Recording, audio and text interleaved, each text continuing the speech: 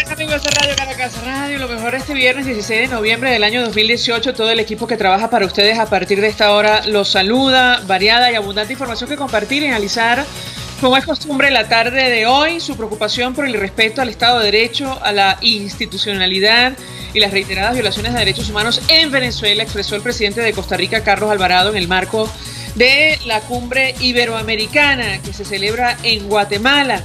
El encuentro al que no han asistido ni el presidente Nicolás Maduro ni el presidente Daniel Ortega. Buena parte de las discusiones han girado en torno a la crisis en nuestro país. El canciller de España, Josep Borrell, aseguró por su parte que pretende contribuir con una negociación entre el gobierno y la oposición venezolanas. A las 5:30 hablaremos ampliamente sobre este tema. A propósito de lo dicho por el canciller, los hechos ocurridos en la Universidad de Carabobo, el cardenal Jorge Urosa Sabino afirmó que así no es posible un diálogo. Pidió a España que colabore para que el gobierno haga a Maduro entrar en razón. Es preciso una solución. El problema es que el Ejecutivo no tiene ninguna credibilidad para una negociación. Recordó que en 2016 había unos preacuerdos y eso lamentablemente no se cumplió. También lo comentaremos, como es natural.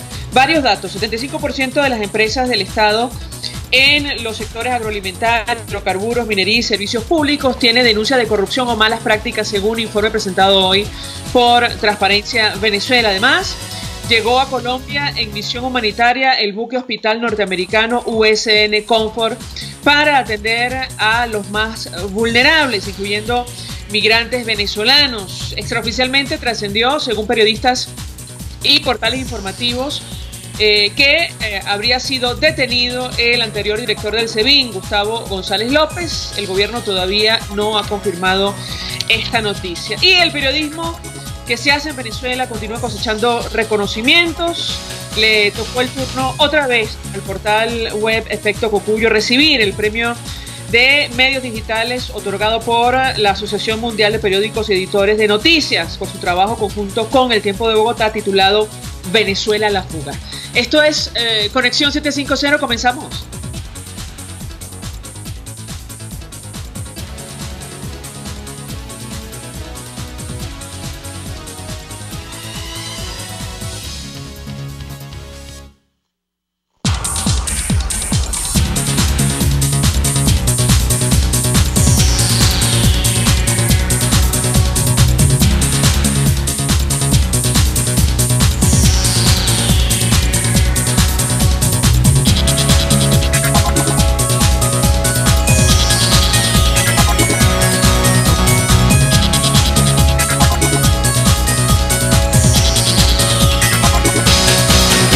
Pasando en este país. Y a propósito de lo que comentamos, tiene que ver con la declaración del cardenal Jorge Urosa Sabino. De esto vamos a conversar la tarde de hoy, lo ocurrido en la Universidad de Carabobo. Él aseguraba, según destaca Carauta Digital, que no hay condiciones para un diálogo en Venezuela. De hecho, pedía al gobierno español su colaboración para que el Ejecutivo Nacional entrara en razón, dado que con situaciones irregulares como las generadas y evidenciadas durante las elecciones estudiantiles en la Universidad de Carabobo, era imposible sostener una negociación para resolver la crisis política en nuestro país. Es un tema que se ha discutido, que ha salido a colación el día de hoy en el marco de la cumbre iberoamericana, a la que no asiste, por cierto, el mandatario venezolano. Es preciso buscar una solución, esto está entre comillas, y lo más razonable es que sea a través de un proceso de negociación. El problema es que el gobierno no tiene ninguna credibilidad para el diálogo, porque en 2016 se habían llegado a preacuerdos y eso lamentablemente no se cumplió. Así lo manifestó en una entrevista el cardenal Jorge Urosa Sabino. Recordaba, bueno, ustedes también seguramente harán memoria, la iniciativa en la cual participó el Vaticano, el propio Vaticano, y que el gobierno finalmente desconoció, cuyos detalles, por cierto, se dieron a conocer por una carta escrita por Monseñor Pietro Parolin, donde advertía el incumplimiento del Ejecutivo Nacional sobre los principales puntos en agenda, que siguen siendo exactamente los mismos: la liberación, la totalidad de los presos políticos, una garantía de unas elecciones transparentes con participación de la comunidad internacional, reconocimiento de la Asamblea Nacional electa por todos los venezolanos. No recuerdo, creo que en aquella época todavía no estaba el tema de la constituyente, hoy forma parte de la agenda de la comunidad internacional, entre otros puntos que el gobierno naturalmente desconoció. Lo mismo ocurrió en República Dominicana. Vamos a tratar de conectar, me dirán chicos internamente, con algunos de nuestros invitados. Habíamos contactado a Hilda Rubí de Juventudes de Un Nuevo Tiempo, que estuvo presente en las elecciones de Carabobo. Entiendo que incluso sufrió un robo de su teléfono celular, no sé si también agresión, como buena parte de los que estuvieron allí. Dime, Eduardo. Sí, no tenemos la comunicación. Antes de hacer la pausa para la publicidad, en tanto nos organizamos, decía el cardenal Jorge Urosa Sabino sobre lo ocurrido en esta entidad y las elecciones estudiantiles, que rechazaba la violencia política dirigida por el gobierno de Carabobo, que va en contra de la búsqueda de soluciones democráticas. No hay una verdadera voluntad de respeto a los derechos políticos. Mientras eso no se dé, no es posible un diálogo. Hasta ahora vamos a la pausa, de regreso venimos con más. Usted escucha Conexión 750 con María Alejandra Trujillo, solo por RCR 750 AM.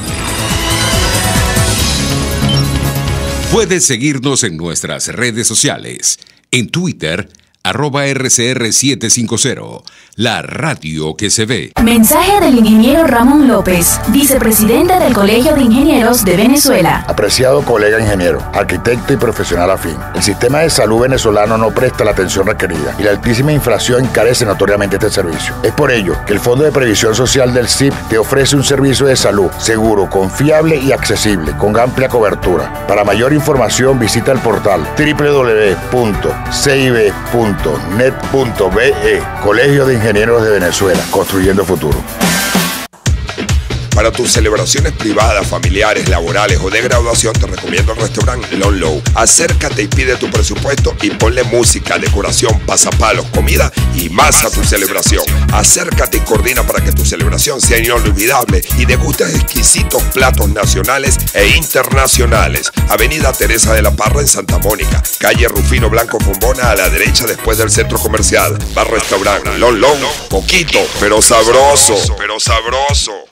Mensaje del ingeniero José Peraza, tesorero del FONPRES CIB. Estimado colega ingeniero, arquitecto y profesional afín, el Colegio de Ingenieros de Venezuela y el Fondo de Previsión Social, preocupado por la salud de tu familia, ha diseñado un sistema de salud integral que coloca a tu disposición y que contiene asistencia primaria de salud, ambulancia, hospitalización, cirugía, oftalmología, dermatología, fisioterapia, psicología, odontología, farmacia y funerario. Para mayor información, visítanos a nuestros portales cib.net.be, fonprescib.net.be, Colegio de Ingenieros de Venezuela, construyendo futuro. Cuando la voz es protagonista, esto es lo que se escucha. Este domingo en Conversaciones hablaremos de la exitosa serie Hawái 5-0. Hawái 5-0. También conversaremos sobre los entierros en Cuba y Venezuela y haremos un sencillo pero sentido homenaje a Lucho Gatica, el rey del bolero. Tanto tiempo disfrutamos este amor. Todas estas historias bien contadas y bien respaldadas este domingo a las 9 de la mañana en su programa Conversaciones con Gustavo Trías.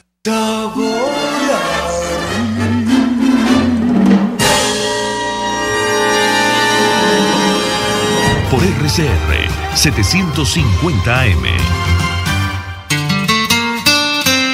RCR 750 AM, porque lo bueno une.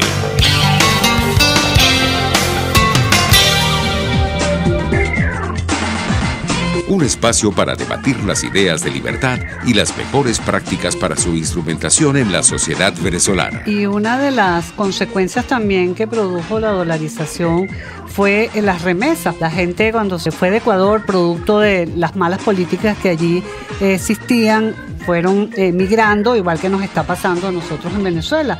Y va a llegar un momento que esa diáspora que anda por el mundo también va a remesar en Venezuela, y eso también va a producir una cantidad de dólares que va a obligar a que de alguna manera nos dolaricemos. Un debate sobre los principios y funciones de la libertad en todos los ámbitos de la vida nacional. Hay un antes con un gobierno más pequeño, más pulcro, más limitado, y un después en donde, bueno, terminamos en esto que nosotros estamos viviendo, que es estatismo totalitario, donde el ciudadano no tiene ventanillas para respirar libertad, donde todavía ahora estamos viviendo este fraude constituyente. Hay como una relación entre el crecimiento del gobierno y la pérdida de calidad institucional. Todos los lunes, miércoles y viernes a las 11 de la mañana.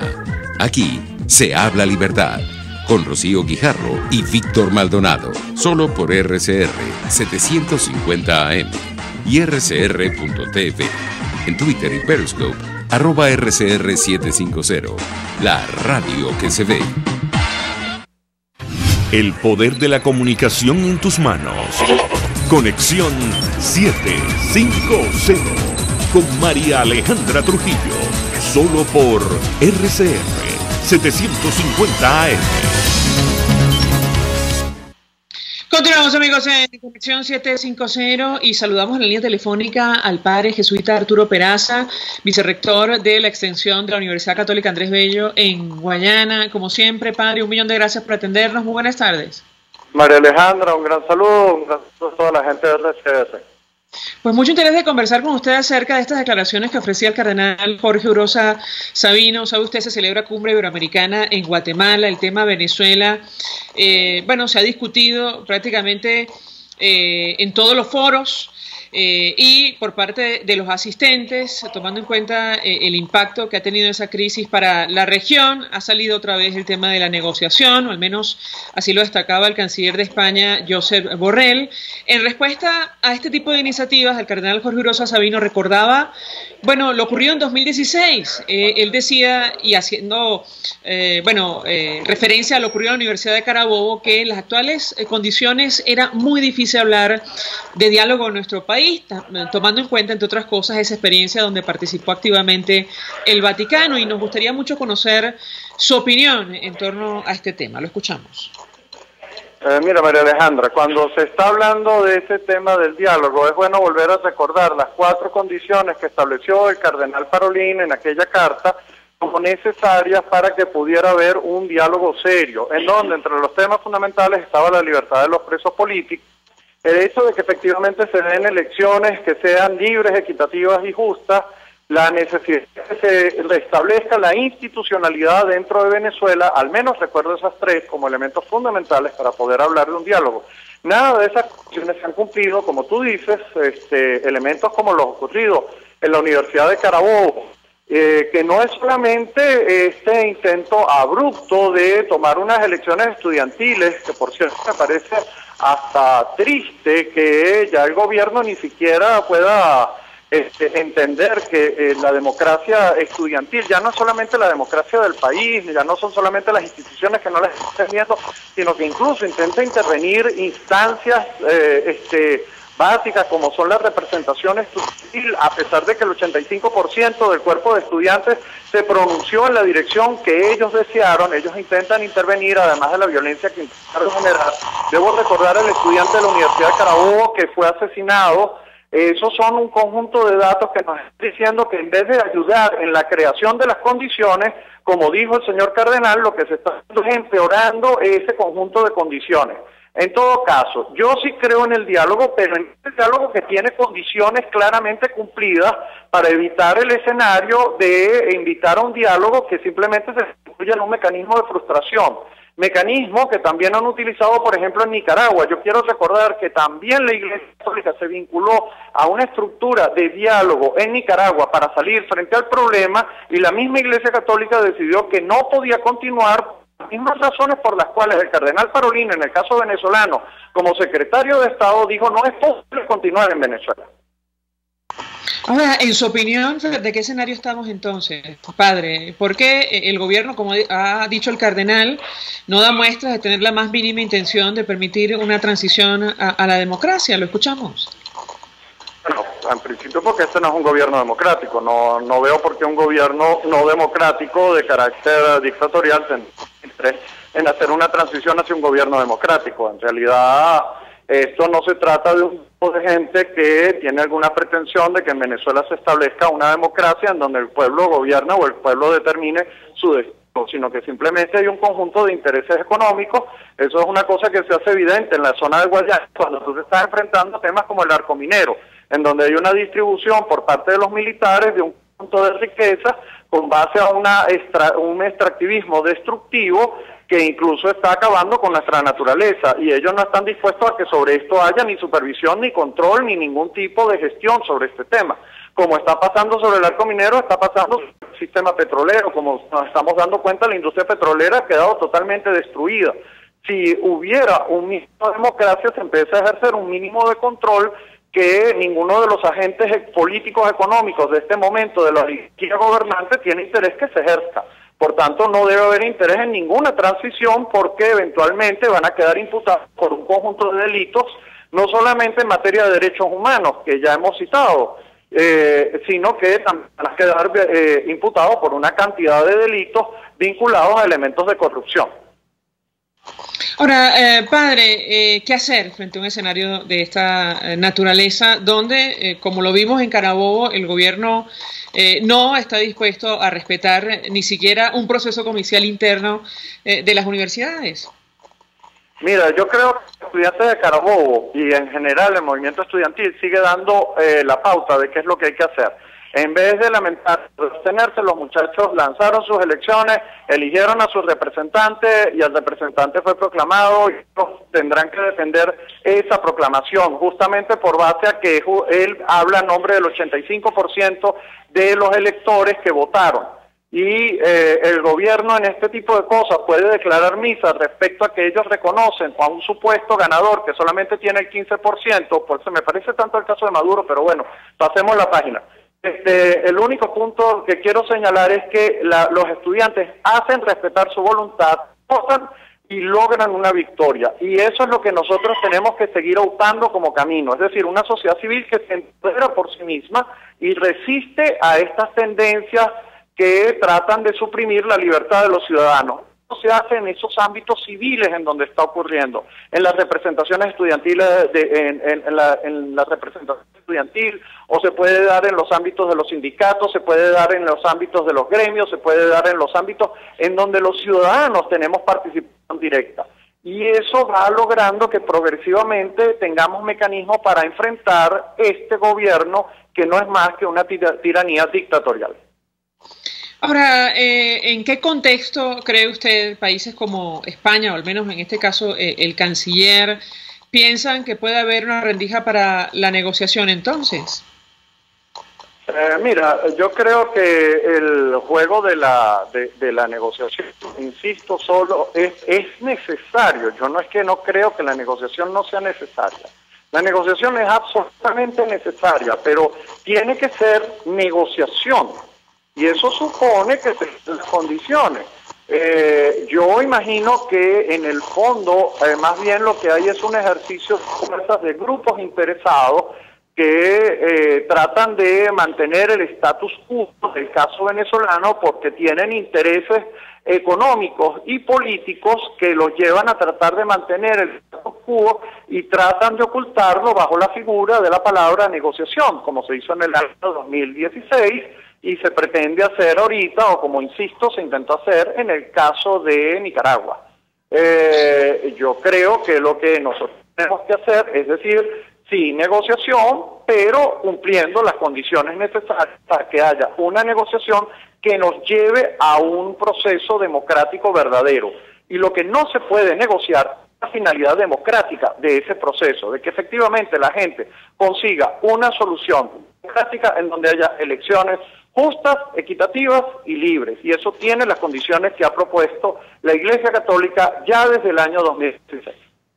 Ahora, padre, da la impresión que aquellos sectores que usted asegura desean mantener el status quo, bueno, se van a enfrentar o se tienen que enfrentar a la durísima realidad de nuestro país. Usted está en Guayana y lo vive a diario, que se traduce en un proceso hiperinflacionario, la caída de la producción petrolera, en general problemas serios de abastecimiento, ni hablar del éxodo más grande que se ha visto en la región, producto de la crisis en nuestro país. Yo quisiera su comentario porque da la impresión de que, bueno, esos sectores que usted menciona tienen la realidad en contra. Quisiera su opinión. Mira, pueden tener la realidad en contra, pero yo creo que están tan metidos en sus intereses particulares que el interés público realmente no les importa. Tú oyes la cantidad de niños muertos de hambre por la situación de desnutrición. Ahorita recientemente volví a hacer un informe y un conjunto de historias, y concretamente de aquí de Guayana, ¿no? En donde lamentablemente hubo unos niños a los cuales no se les pudo llegar a tiempo y murieron por desnutrición a pesar de los intentos que hubo por salvarlos. Y como eso, uno se cansa de escuchar historias muy dolorosas en donde el conjunto de servicios públicos de salud, de alimentación, de vivienda, de educación debieron haber funcionado y lamentablemente no están funcionando. Pero uno no percibe que en el gobierno eso ni siquiera toque con el roce de una pluma las preocupaciones del gobierno nacional. Tú no oyes al gobierno nacional hablando de eso, ni manifestando preocupación, ni manifestando interés siquiera. Incluso se dan el tupé de negarse a recibir ayudas, como fue en el caso del Hospital Universitario de Caracas, negarse a recibir ayudas porque, bueno, vendrá de alguna organización que a mí no me gusta o no me simpatiza, cuando históricamente lo que a mí me debía preocupar era la salud de mi gente, a la gente que yo debo atender, y eso debió haber sido lo principal que ellos debieron haber visto como centro de atención médica, y no fue eso. Lo que vieron fue su particular privado interés.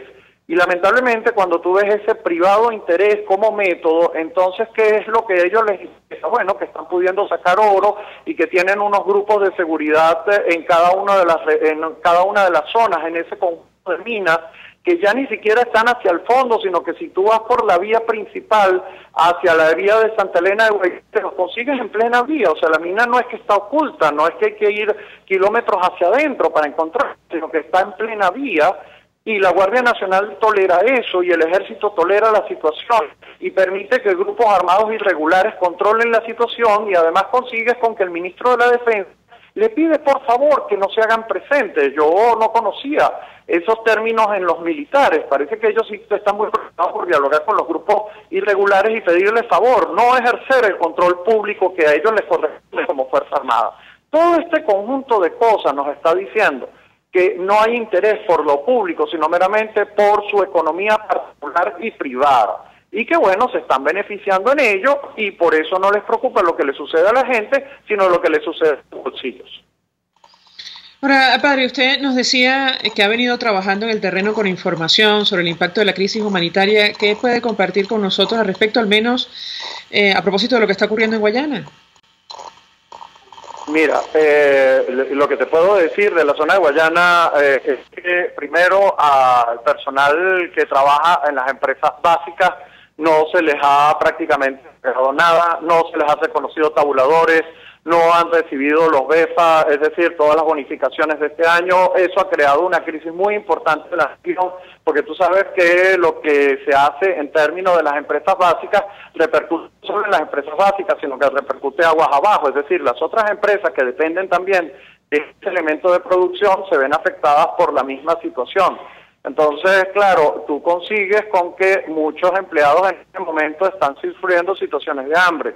Además, aquí en la zona de Guayana las cosas tienen que ser un poco más caras que en otras partes del país. Es mucho más complejo conseguir un conjunto de productos que normalmente en otros lugares del país se consiguen con relativa mayor facilidad. Estoy hablando de productos como pollo, carne, estoy hablando de productos lácteos, estoy hablando de productos como arroz, pasta y harina pan, o cualquiera de estos otros productos básicos de la dieta alimentaria del venezolano. Son mucho más caros aquí que en cualquier otro lugar, en condiciones en donde la población está recibiendo mucho menos de lo que ya recibía. Y han empeorado muchísimo las condiciones en toda la zona de Guayana. Yo me estoy consiguiendo gente con hambre. La comunidad que yo hoy estoy atendiendo, sacerdote los días domingos, me está hablando de situaciones de hambre, las situaciones con el paludismo, con el dengue, con el Zika y además tenemos un brote de sarampión.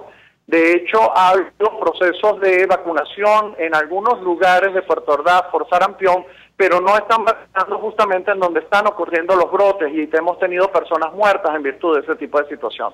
Entonces, bueno, todo este conjunto de cosas nos está señalando problemas de países de vivir situaciones, países del tercer mundo que ya habíamos superado anteriormente en Venezuela y que, bueno, han vuelto a regresar porque las políticas públicas en términos de alimentación, seguridad y salud no se están dando. Padre Arturo Peraza, gracias por atendernos, acompañarnos, vicerrector de la extensión de la Universidad Católica Andrés Bello en Guayana, ofreciendo su opinión y análisis acerca de estas declaraciones que ofreció hoy el cardenal Jorge Urosa Sabino, bueno, entre otras cosas referidas a esto de la negociación que ha retomado gobiernos como España. Él decía que en este momento no hay condiciones para un diálogo, hacía referencia a lo ocurrido a la Universidad de Carabobo, porque entre otras cosas el problema es que el gobierno no tiene ninguna credibilidad para una negociación. Ya vamos a reponer un extracto de la declaración que ofrecía a propósito de lo que decía el padre Arturo Peraza, Mercedes de Freitas de Transparencia Venezuela, sobre lo que está ocurriendo con las empresas básicas. Los datos son francamente preocupantes y no escandalosos. Decíamos al inicio, 75% de las empresas del Estado, en poder del Estado, en los sectores agroalimentario, hidrocarburos, minería y servicios públicos, tiene denuncia por corrupción y malas prácticas. Además, bueno, el desempeño es abiertamente deficiente. De esto ya vamos a escuchar enseguida cuando me informen esta declaración que ofrecía Mercedes de Freitas de Transparencia Venezuela, ofreciendo detalles acerca de un informe elaborado por expertos en torno a las más de 500 empresas que tiene en su poder el Ejecutivo Nacional después de esta política de expropiaciones generalizadas. Algunos hablan de confiscaciones, bueno, que ocurrió o que ha ocurrido durante los últimos años en nuestro país. Escuchamos a Mercedes de Freitas de Transparencia Venezuela. Vamos a la pausa y al regreso venimos con más. Momento en donde empresas que estaban en el top mundial, por ejemplo como Sidor en su mejor momento, empezó a caer, y en el 2008 de un año a otro cayó vertiginosamente hasta paralizar toda su producción. Esto que se ve en Sidor en forma drástica lo vemos en todos los sectores analizados: hidrocarburos, todo el sector agroalimentario, todo el sector de telecomunicaciones, todo el sector de minería y bueno, el resto de los sectores y las empresas, en particular las 160 empresas que están en estos sectores que les acabo de mencionar. Una característica muy importante es no solamente la presencia de los militares en diferentes sectores y ministerios, sino precisamente dentro de las empresas propiedad del Estado. Hemos identificado 79 empresas, de las más importantes precisamente, en donde es el presidente o un miembro de la junta directiva o un militar. Solamente, por ejemplo, para que comparen, solamente en 81 empresas hay mujeres en las juntas directivas. Sin embargo, las dirigen un número importante de militares. ¿Qué ha pasado? ¿Por qué el 2008? ¿Qué es lo que tiene este modelo que ha hecho quebrar a la gran industria nacional en Venezuela? ¿Es solamente porque están en poder público, porque están en poder del Estado? No, porque sabemos que en el mundo hay empresas públicas que son muy eficientes. Hay características especiales. Primero, fue una expropiación brutal en pocos años. Lo que ocurrió fundamentalmente es que se sacó a la gerencia profesional, a la gente que sabe de cada uno de esos negocios, así como el médico cardiólogo es el que puede operar, el cirujano cardiólogo es el que puede operar. Estás en sintonía de Conexión 750, solo por RCR 750 AM. Son las 5:28. Puedes seguir nuestra programación a través de rcr.tv, la radio que se ve. Mensaje del ingeniero Enzo Betancourt, presidente del Colegio de Ingenieros de Venezuela. Estimados colegas, ingenieros, arquitectos y profesionales afines, el hombre es del tamaño de sus dificultades y siempre será capaz de vencerlo. En el año 2018 debemos trabajar para construir el país que nos merecemos todos los venezolanos. Siempre un paso adelante. Visita nuestro portal www.cib.net.be. Colegio de Ingenieros de Venezuela, construyendo futuro. Si buscas caucho para los vehículos de tu empresa, sean camiones, buses, camionetas o carros, llama a Cauchera Fran Luis al 0212-481-1752, 0416-607-6406 y 0412-815-6712. Para mayor información, visita @Cauchera Fran Luis en Twitter, Instagram o Facebook o escribe al correo caucherafranluis72@gmail.com. Cauchera Fran Luis, tu mejor opción. Mensaje del ingeniero Kenneth Navarro, presidente del FOMPRES CIB. Apreciado colega ingeniero, arquitecto y afín, el Fondo de Previsión Social del Colegio de Ingenieros de Venezuela, FOMPRES CIB, diseñó para la protección de tu salud el Sistema Integral de Previsión Social. El mismo tiene a tu disposición beneficios de la solvencia, asistencia primaria de salud, el plan de salud con coberturas de acceso VIP, todos estos planes pensando en la protección de tu familia. Para mayor información visita fomprescib.net.be. Colegio de Ingenieros de Venezuela, construyendo futuro. RCR 750 AM. Porque lo bueno une. Este programa es presentado por Puig es María. María es de Puig. La Academia de Ciencias Físicas, Matemáticas y Naturales presenta El progreso tiene su ciencia. Hoy presentamos Museo de Biología. 68 años identificando y catalogando. En enero de 1948, el profesor Giorgio Marcuzzi, zoólogo italiano de la Universidad Central de Venezuela, ensambló una modesta colección de insectos, arañas y otros ejemplares zoológicos que, posteriormente, daría origen a una de las principales colecciones biológicas de Venezuela, el Museo de Biología de la Universidad Central de Venezuela.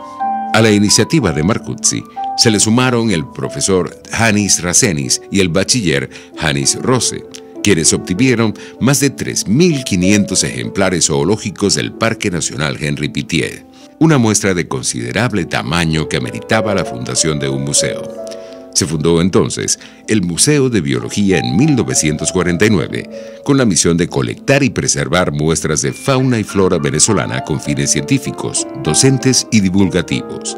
En 1951, con tan solo 2 años, ya contaba con alrededor de 12.000 ejemplares de la fauna y 2.000 ejemplares entre plantas superiores, helechos, musgos, líquenes, hongos y algas. Una de sus colecciones más valiosas era la de arañas, con 500 ejemplares, 100 de los cuales eran nuevas especies para la ciencia. El profesor Rasenis entonces consideró conveniente crear una revista científica para la difusión de trabajos producto de las investigaciones desarrolladas en el museo. Así nació, en 1951, la revista Acta Biológica Venezuelica, que hoy se mantiene como un importante órgano de difusión de la actividad científica del país. Durante 68 años de vida, el Museo de Biología de la Universidad Central de Venezuela ha acumulado cerca de 1 millón de ejemplares debidamente identificados y catalogados, por lo que hoy es reconocido como una de las principales instituciones de referencia biológica nacional y en América. El progreso tiene su ciencia. La Academia de Ciencias Físicas, Matemáticas y Naturales presentó El progreso tiene su ciencia. Cuando cierras los ojos y viajas en el tiempo. Cuando el sabor te transporta a otro lugar. Cuando el olor te hace recordar momentos únicos. Esa es María Puig, una galleta que es un pedacito de tu historia. María Puig, una galleta que endulza tu vida. María Puig, una galleta que te ha acompañado por más de 100 años. Puig es María. María es de Puig. Este programa fue presentado por Puig es María. María es de Puig. RCR 750 AM. porque lo bueno une. Claro y raspado. María Alejandra Trujillo te acompaña en Conexión 750, solo por RCR 750 AM. Claro y raspado. Continuamos, amigos, en Conexión 750. Lo dicho, a partir de este momento hablamos acerca de la cumbre iberoamericana en general, la preocupación de la comunidad internacional en torno a lo que ocurre en nuestro país. El tema de Venezuela ha sobrevolado el encuentro, como ya pasó en la Asamblea General de Naciones Unidas. Por ejemplo, el presidente de Costa Rica, quien tomó la palabra, Carlos Alvarado, expresaba, entre otras cosas, su preocupación por el respeto al Estado de Derecho, a la institucionalidad y las reiteradas violaciones de derechos humanos en nuestro país. Y es que la región ve con preocupación no solo el deterioro de la situación en Venezuela, sino el éxodo más grande que se ha visto en la región, en la historia de América Latina. Para conversar acerca de este tema nos acompaña vía telefónica el embajador Milos Alcalá, fue embajador de Venezuela ante varios destinos, incluyendo Brasil, Naciones Unidas. Embajador, como siempre, gracias por atendernos. Muy buenas tardes. Buenas tardes, María Alejandra. Pues iniciaría conversación a partir de la preocupación reiterada en torno a lo que está ocurriendo en nuestro país y las grandes ausencias que han destacado los medios de comunicación, en el caso de Daniel Ortega y evidentemente de Nicolás Maduro. Lo escuchamos. Sí, no hay reunión internacional, sea regional, sea europea, sea mundial, en donde el tema de Venezuela no esté en el orden del día. Le tocó esta vez a la cumbre iberoamericana, en donde en vez de aceptar el análisis, el diagnóstico, la fotografía que hacen los estados, los jefes de estado, bueno, una vez más, tanto el presidente Maduro como el presidente Ortega prefieren no asistir, porque la visión que se tiene sobre ese éxodo brutal, que es ya no solamente una preocupación con los venezolanos, sino que ha venido generando una serie de desequilibrios en los países vecinos. Esa cantidad masiva ya genera problemas presupuestarios, problemas organizativos, y al mismo tiempo la radicalización del proceso tanto en Nicaragua como en Venezuela ha hecho que hayan habido una serie de pronunciamientos. Pero la cumbre iberoamericana es la primera vez que se va a reunir. Y nuevamente es lógico, es evidente que también, al igual que a nivel del Grupo de Lima, a nivel de la OEA, a nivel de la Unión Europea, este es un tema que es absolutamente incontornable.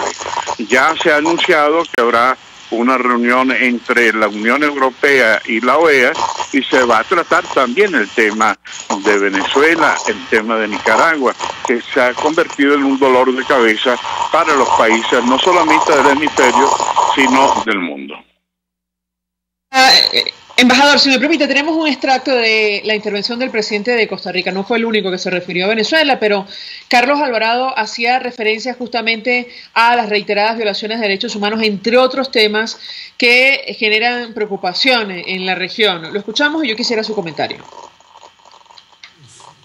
Herramientas válidas frente a los graves acontecimientos que se conocen. De igual forma, reiteramos la preocupación externada en la 73ª Asamblea General de las Naciones Unidas por la situación en Venezuela. El irrespeto al Estado de Derecho y a la propia institucionalidad venezolana, así como las reiteradas violaciones a los derechos humanos en ese país. Y reafirmamos nuestro compromiso para contribuir con la superación de la grave crisis política, económica, social y humanitaria que atraviesa Venezuela. La solución es una salida pacífica y negociada en el marco del derecho internacional. Quisiera detenerme en este tema, embajador, porque al respecto también el canciller español daba una declaración Él aseguraba que él pretendía contribuir con una negociación entre el gobierno y la oposición, y desde nuestro país el cardenal Jorge Orosa Sabino en una entrevista decía que en este momento no hay condiciones para el diálogo, mucho menos después de lo ocurrido en la Universidad de Carabobo. Advertía el problema es que el gobierno no tiene ninguna credibilidad. Yo quisiera su comentario, lo escuchamos. Sí, a ver, dos. En relación a Costa Rica es un país pequeño, pero de un gran prestigio a nivel internacional, porque hay una gran admiración por su democracia, por la vigencia de los derechos humanos, por la libertad, por lo que él representa. Es el único país de América Latina y quizás del mundo que no tiene un ejército, porque cree en la educación como un principio, como un valor fundamental. El hecho de que sea precisamente el presidente de Costa Rica el que lo destaque, muestra cómo países de una extraordinaria vocación democrática ven el tema. Pero además él evoca otro de los problemas, que fue un terremoto político para el gobierno de Maduro, que es la Asamblea General de la Organización de Naciones Unidas. En la ONU 96 estados votaron para que se incluya en la agenda de este año y del año que viene el tema de la ayuda humanitaria, ya que Venezuela se niega a recibirlo y cambiará, dirá después que las sanciones son las que no le han permitido, pero lo cierto es que ha entrado en la agenda. En relación a la posición del canciller Borrell, es realmente es un pasito adelante y un pasito atrás. Ustedes recuerdan que fue el mismo canciller Borrell quien señaló que iba a proponer en la reunión de cancilleres de Luxemburgo que se cambiaran las sanciones europeas por el diálogo. Eso tuvo una reacción extraordinariamente fuerte en España, en el Parlamento, en la opinión pública española, pero además en Venezuela y en América Latina. Y los cancilleres, los 27 cancilleres de la Unión Europea, dijeron, bueno, pero este es un chiste. España, que durante el gobierno del Partido Popular había solicitado las sanciones, ahora viene el canciller Borrell y pide que se eliminen. Entonces dijo, no, él no había propuesto diálogo por sanciones, pero resulta que ahora vuelve de nuevo con ese ritornelo. Borrell es uno de los cancilleres que ha venido desde hace muchos años, desde cuando era presidente del Parlamento Europeo, buscando con mucha inteligencia oxigenar al gobierno de Chávez primero y ahora el de Maduro. Es una especie de Zapatero 2, pero con la fuerza de ser ministro de Relaciones Exteriores de España. Es realmente triste ver al canciller Borrell nuevamente incurriendo en lo que es absolutamente... No hay duda de que hay que buscar un mecanismo de solución pacífica en el caso de Venezuela, pero ese diálogo al estilo Borrell, eso lo que es darle oxígeno al gobierno de Maduro. Ahora, lo cierto es, y lo acabamos de conversar con el padre Arturo Peraza, que estuvo al frente de la Compañía de Jesús en Venezuela, hoy es vicerrector de la extensión de la UCAB en Guayana, que, bueno, el gobierno nacional ha incumplido reiteradamente sus promesas, incluso con la participación del Vaticano en el año 2016, como lo recordaba el cardenal Jorge Orosa Sabino, y en esta oportunidad, o en este momento, no tiene la más mínima intención de establecer una negociación para abrir una transición o iniciar una transición a la democracia. Yo quisiera su comentario en torno a este tema, porque entonces, ¿qué camino le queda no solo a la dirigencia de nuestro país, también a la comunidad internacional? ¿Lo escuchamos? Sí. Este diálogo que propone Borrell no es un diálogo entre comillas, ¿no? Es un monólogo, porque hemos visto, tal como muy bien se señala, las vías para buscar los mecanismos de solución pacífica están puestas por la carta del secretario de Estado Parolín. Libertad de los presos políticos, desconocimiento de la ilegítima Asamblea Nacional Constituyente, reconocimiento a la Asamblea Nacional, que es el único organismo legislativo que es el que votaron los venezolanos, rechazo a las elecciones fraudulentas que se hicieron para tener una asamblea constituyente monocolor. Les agradó mucho gobernar con una asamblea monocolor, ahora quieren una constituyente monocolor que no hace el trabajo que tendría que hacer, sino que hace una asamblea paralela, y eso es rechazado. Para poder dialogar es absolutamente necesario cumplir con los elementos previos que demuestren la voluntad de que este es un gobierno que ya ha colapsado y que tienen que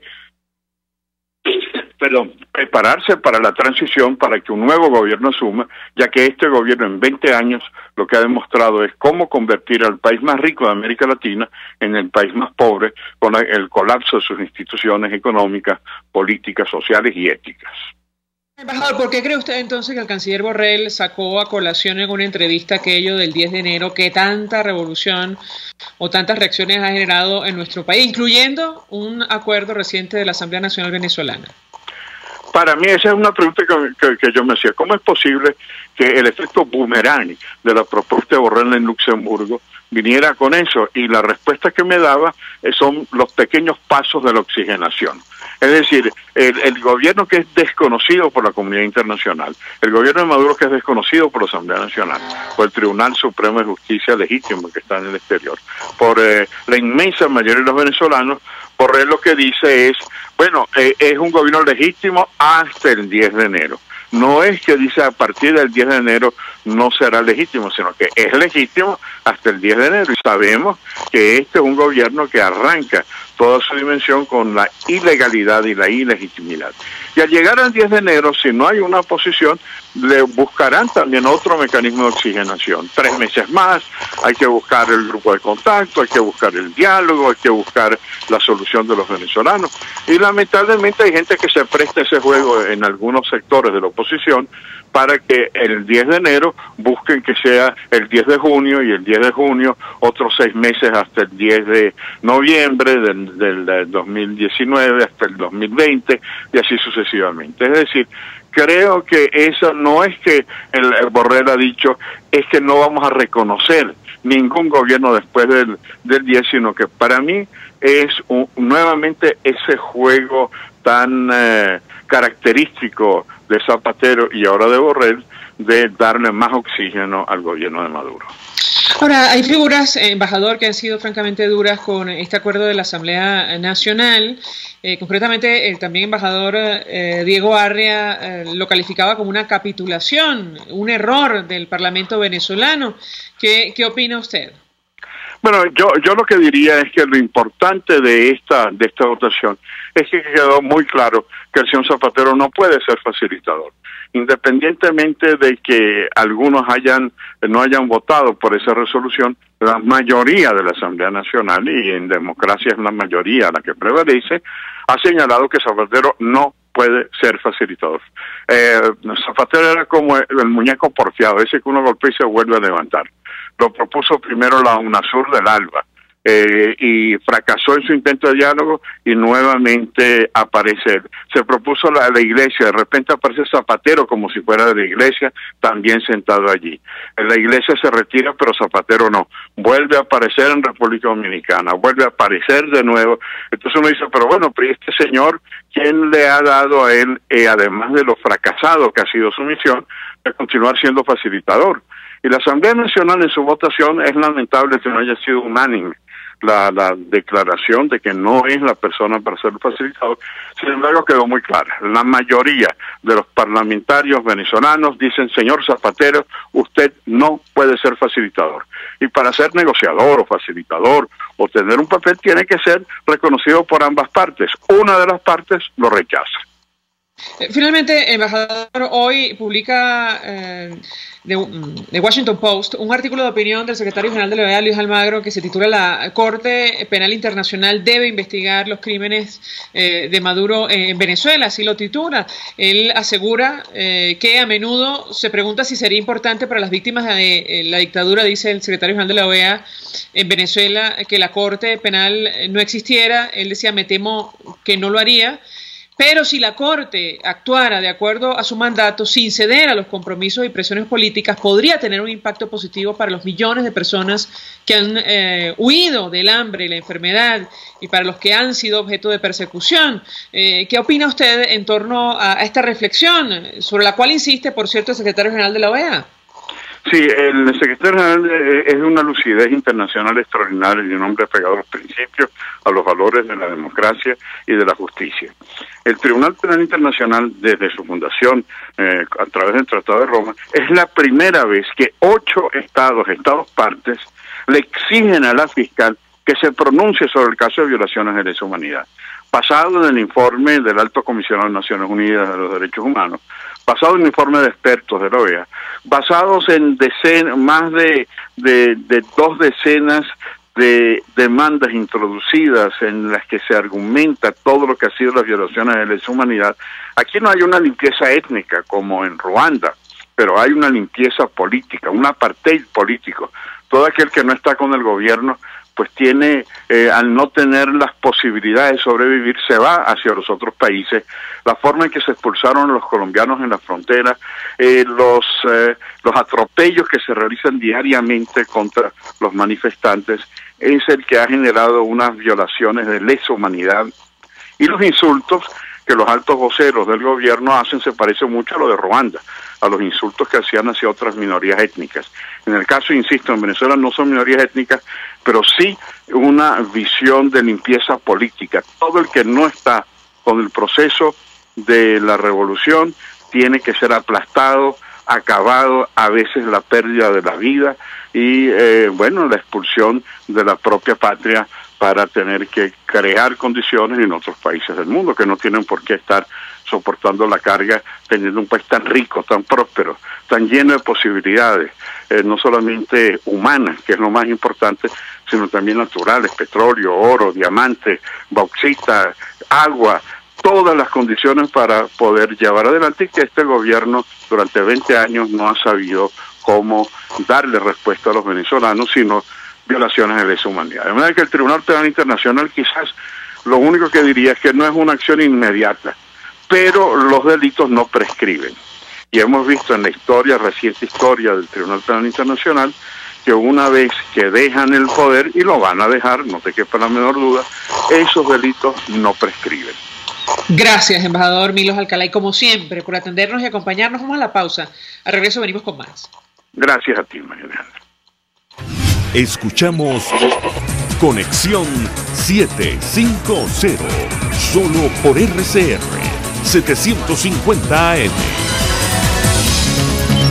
Son las 5:48. Sintonícenos a través de Periscope, @RCR750, la radio que se ve. Mensaje del ingeniero Ramón López, vicepresidente del Colegio de Ingenieros de Venezuela. Apreciado colega ingeniero, arquitecto y profesional afín, el sistema de salud venezolano no presta la atención requerida y la altísima inflación encarece notoriamente este servicio. Es por ello que el Fondo de Previsión Social del CIP te ofrece un servicio de salud seguro, confiable y accesible, con amplia cobertura. Para mayor información visita el portal www.cib.net.be. Colegio de Ingenieros de Venezuela, construyendo futuro. Si tienes hernias discales, dolor lumbar, cervical, fascitis plantar, dolor en el hombro, algún posoperatorio de cadera o de rodilla, Global Therap es tu mejor opción en rehabilitación. Búscanos en el Centro Comercial Multiplaza Paraíso, nivel empresarial 2, teléfono 0212-461-9370. Global Therap y despídete del dolor. Mensaje del ingeniero José Peraza, tesorero del FONPRES CIB. Estimado colega ingeniero, arquitecto y profesional afín, el Colegio de Ingenieros de Venezuela y el Fondo de Previsión Social, preocupado por la salud de tu familia, ha diseñado un sistema de salud integral que coloca a tu disposición y que contiene asistencia primaria de salud, ambulancia, hospitalización, cirugía, oftalmología, dermatología, fisioterapia, psicología, odontología, farmacia y funerario. Para mayor información, visítanos a nuestros portales cib.net.be, fonprescib.net.be, Colegio de Ingenieros de Venezuela, construyendo futuro. El poder de la comunicación en tus manos. Conexión 750 con María Alejandra Trujillo, solo por RCR 750 AM. Continuamos, amigos, en Conexión 750. A propósito de lo que comentábamos, el destino de Gustavo González López, quien es tendencia, por cierto, en las redes sociales de nuestro país. Comento algunos portales, todavía sin confirmación oficial del gobierno. Benepres, por ejemplo, dice: fuentes confirmaron a Benepres que el general está rindiendo declaraciones en la sede del DIGESIN. NTN24 asegura que desde que Gustavo González López fue destituido del SEBIN, nada se sabe del paradero del exfuncionario, de quien se volvió a comentar este viernes 16, con más fuerza, que habría sido detenido en la sede del DGCIN. Habrá que esperar entonces la confirmación de las autoridades al respecto. Nosotros nos despedimos y lo hacemos a nombre de Jaime Nestares en la dirección general de la estación, en la gerencia de producción Willy Charcaya En la producción, Selene Pérez y Oriana Urbina. En los controles, Eduardo Llanes, que tuvo el placer de acompañarles, María Alejandra Trujillo. Los dejamos con la entrevista. El Colegio de Ingenieros de Venezuela y el Fondo de Previsión Social del Colegio de Ingenieros de Venezuela presentaron. RCR presentó